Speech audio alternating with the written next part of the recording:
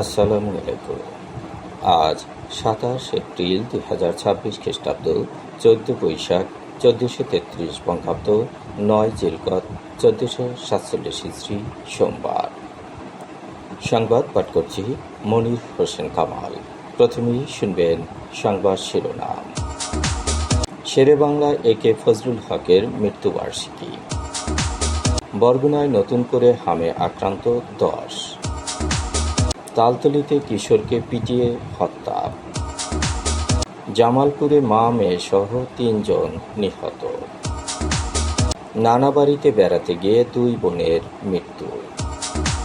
পিরোজপুরে গাঁজা চাষি সহ ২ জন আটক। মাইকিংয়ে রেকর্ড করা হয় লোকবেতারে। শুনলেন সংবাদ শিরোনাম, এবার বিস্তারিত। অবিভক্ত বাংলার মুখ্যমন্ত্রী শেরেবাংলা একে ফজলুল হকের আজ ৬৪তম মৃত্যুবার্ষিকী। শেরেবাংলা একে ফজলুল হক ১৮৭৩ সালের ২৬ অক্টোবর ঝালকাঠি জেলার রাজাপুরের সাতুরিয়া গ্রামের মিয়াবাড়িতে জন্মগ্রহণ করেন। বর্ণাঢ্য রাজনৈতিক জীবনে তিনি অবিভক্ত বাংলার মুখ্যমন্ত্রী, পাকিস্তান কেন্দ্রীয় সরকারের স্বরাষ্ট্রমন্ত্রী, পূর্ব পাকিস্তানের গভর্নর, যুক্তফ্রন্ট সরকারের মুখ্যমন্ত্রী, কলকাতা সিটি কর্পোরেশনের প্রথম মুসলিম মেয়র এবং আইনসভার সদস্য সহ বিভিন্ন গুরুত্বপূর্ণ দায়িত্ব পালন করেন। ব্রিটিশ বিরোধী আন্দোলনেও তার অবদান ছিল। ১৯৪০ সালে তিনি ঐতিহাসিক লাহোর প্রস্তাব উত্থাপন করেন। তিনি ২১ দফা দাবিরও প্রণেতা ছিলেন। ১৯৬২ সালের ২৭ এপ্রিল ঢাকায় মৃত্যুবরণ করেন অখণ্ড ভারতের এই অবিসংবাদিত নেতা।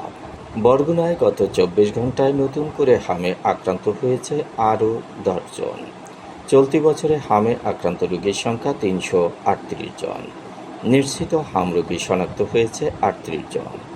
এখন পর্যন্ত মারা গেছে ৬ জন। সুস্থ হয়ে বাড়ি ফিরেছে ২৭৮ জন।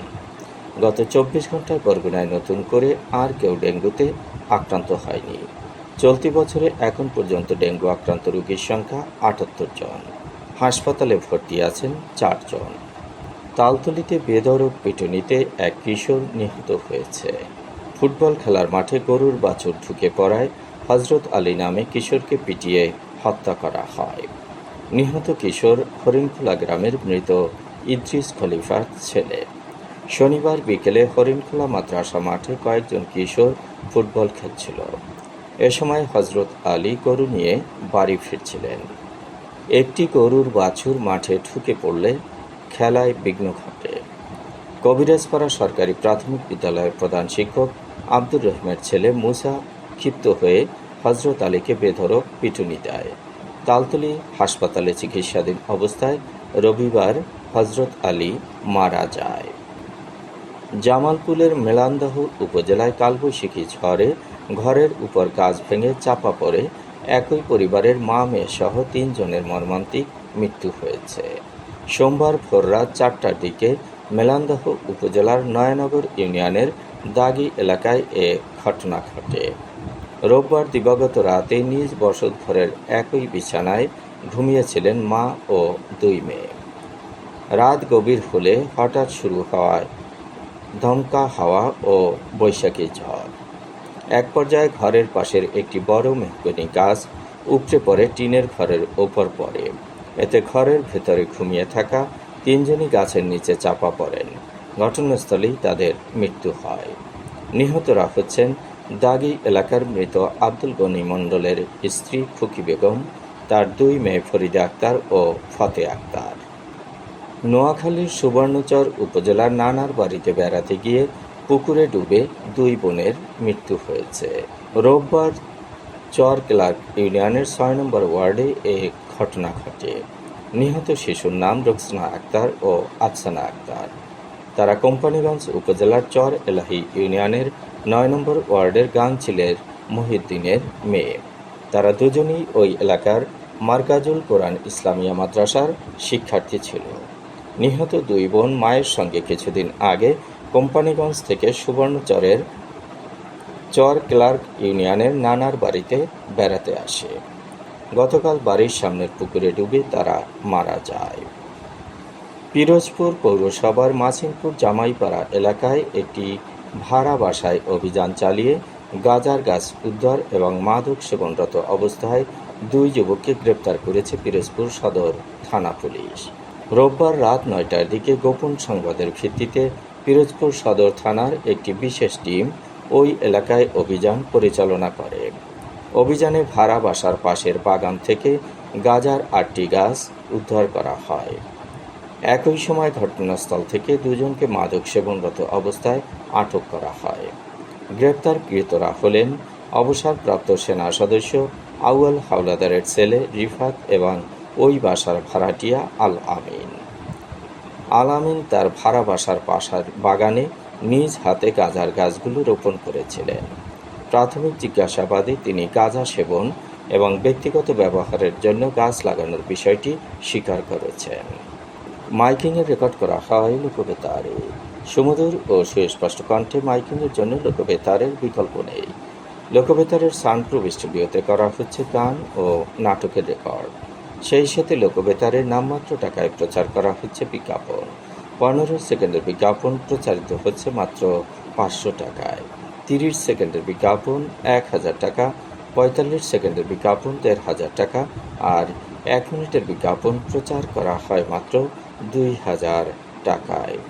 নির্ধারিত টাকার বিনিময়ে প্রতিদিন কমপক্ষে 5 বার করে পুরো 1 মাস বিজ্ঞাপন প্রচার করা হবে। মাইকিং ও বিজ্ঞাপনের জন্য যোগাযোগ করবেন 017755664445 নম্বরে। এবারেই শুনবেন আবহাওয়ার খবর।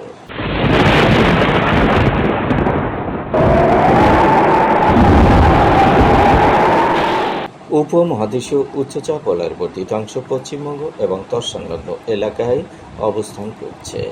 মৌসুমের স্বাভাবিক লঘুচাপ দক্ষিণ বঙ্গোপসাগরে অবস্থান করছে। এর একটি বর্ধিত অংশ উত্তর পূর্ব বঙ্গোপসাগর পর্যন্ত বিস্তৃত। রাত এবং দিনের তাপমাত্রা একরকমই থাকতে পারে। দেশের বিভিন্ন স্থানে বজ্রসহ বৃষ্টি হতে পারে।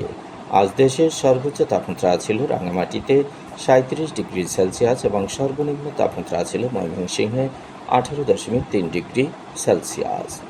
বরগুনার সর্বোচ্চ তাপমাত্রা 34 ডিগ্রি সেলসিয়াস, সর্বনিম্ন 27.5 ডিগ্রি সেলসিয়াস। আগামীকাল সূর্যোদয় হবে ভোর 5টা 27 সংবাদ শেষ করার আগে শিরোনামগুলো আবার পড়ছি। শেরেবাংলা একে ফজলুল হকের মৃত্যুবার্ষিকী। বরগুনায় নতুন করে হামে আক্রান্ত 10। তালতলীতে কিশোরকে পিটিয়ে হত্যা। জামালপুরে মা মেয়ে সহ 3 জন নিহত। নানা বাড়িতে বেড়াতে গিয়ে 2 বোনের মৃত্যু। পিরোজপুরে গাঁজা চাষি সহ 2 জন আটক। মাইকিংয়ে রেকর্ড করা হয় লোকবেতারে। সংবাদ শেষ করার আগে জানিয়ে দিচ্ছি লোকবেতারে সংবাদ জানানোর মোবাইল নম্বর। আপনার এলাকার গুরুত্বপূর্ণ সংবাদ জানাতে ফোন করুন 017755664445 নম্বরে।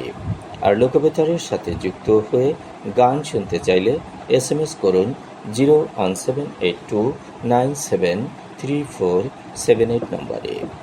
মোবাইল করবেন 0195943854 নম্বরে। বিশ্বের সব জায়গা থেকেই শুনতে পারবেন লোকবেতার।